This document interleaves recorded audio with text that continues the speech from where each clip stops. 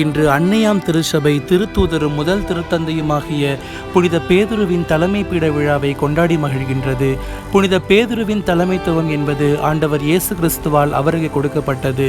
உன் பெயர் பேதுரு, இந்த பாறையின் மேல் என் திருச்சபையை கட்டுவேன், நரகத்தின் வாயில்கள் அதன் மீது வெற்றி கொள்ளா, விண்ணரசின் திறவுகோல்களை உனக்கு வழங்குவேன் என்று ஆண்டவர் இயேசு கிறிஸ்து திருச்சபையின் தலைவராக புனித பேதுருவை நியமிக்கின்றார். அவருக்கு பின்வந்த ஒவ்வொரு திருத்தந்தையர்களும் இந்த தலைமைத்துவத்தை ஏற்கிறார்கள்.